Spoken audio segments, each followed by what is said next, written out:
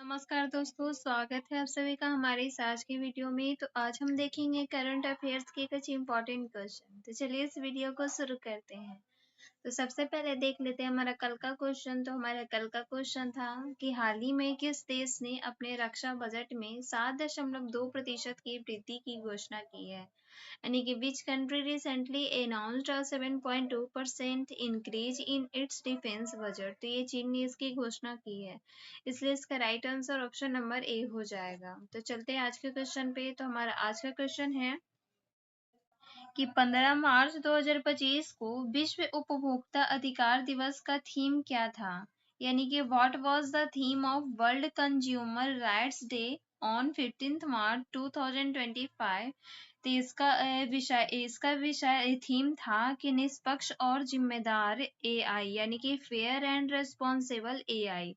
इसलिए इसका right answer option number B हो जाएगा। तो चलते हैं दूसरे क्वेश्चन पे। तो हमारा दूसरा क्वेश्चन है कि गाजा में इजराइल पर नरसंहार का आरोप लगाने वाले किसकी रिपोर्ट की इजरायली नेताओं ने कड़ी निंदा की है, यानी कि which report accusing Israel of genocide in Gaza was harshly criticised by Israeli leaders. तो ये संयुक्त राष्ट्र ने इसकी निंदा की है, इसलिए इसका right answer option number D हो जाएगा।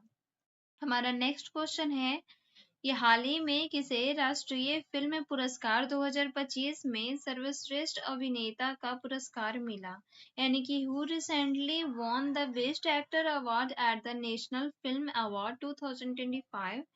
तो ये मिला है विकी कौशल को, इसलिए इसका right answer option number D हो जाएगा। हमारा नेक्स्ट क्वेश्चन है कि हाल ही में किस देश ने 2025 में G20 शिखर सम्मेलन की मेजबानी करने की घोषणा की, यानी कि which country recently announced hosting the G20 summit in 2025। तो इसकी घोषणा की है दक्षिण अफ्रीका ने, इसलिए इसका right answer option number A हो जाएगा। हमारा नेक्स्ट क्वेश्चन है कि अंतर्राष्ट्रीय अंतरिक्ष स्टेशन पर फंसे किन अंतरिक्ष यात्री को वापस लाने के लिए जाने वाले स्पेसएक्स के फॉल्कन 9 रॉकेट के प्रक्षेपण को स्थगित करना पड़ा है, यानी कि who astronauts stuck on the International Space Station had their return mission delayed due to the SpaceX Falcon 9 launch suspension। तो ये कि सुनीता विलियम्स और बुच बिम्बोर को लाने के लिए स्थगित करना पड़ा है, इसलिए इसका right answer option number D हो जाएगा, ए और बी दोनों। हमारा नेक्स्ट क्वेश्चन है कि हाल ही में किस भारतीय कंपनी ने 5G तकनीक में निवेश की घोषणा की, यानी कि which Indian company recently announced investment in 5G technology. तो ये रिलायंस जियो ने इसकी घोषणा की है, इसलिए इसका right answer option number B हो जाएगा।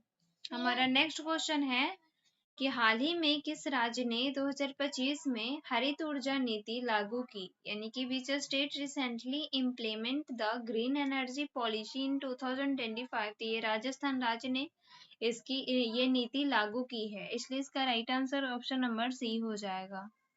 हमारा नेक्स्ट क्वेश्चन है कि हाल ही में किस योजना के तहत ग्रामीण महिलाओं के लिए मुफ्त और पैनल वितरण शुरू की हुआ, यानी कि under which scheme was the distribution of free solar panels for rural women recently started. तो ये प्रधानमंत्री सूर्य घर योजना के तहत मिशन के तहत ये शुरू हुआ है, इसलिए इसका right answer option number A हो जाएगा।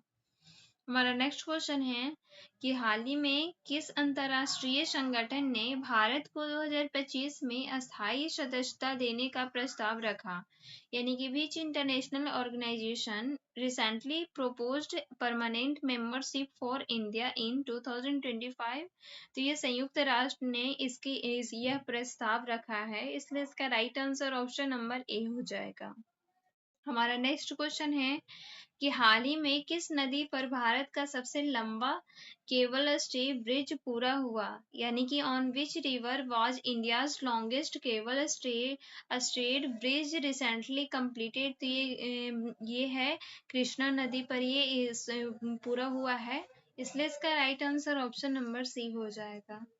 हमारा नेक्स्ट क्वेश्चन है जिसका आंसर आप लोगों को कमेंट बॉक्स में देना है। तो ये क्वेश्चन है कि दिल्ली चलो और तुम मुझे खून दो और मैं तुम्हें आज़ादी दूंगा के नारे किसने दिए, यानी कि who gave the slogans Delhi चलो and give me blood and I will give you freedom. इसका आंसर आप लोगों को कमेंट बॉक्स में देना है। Thank you.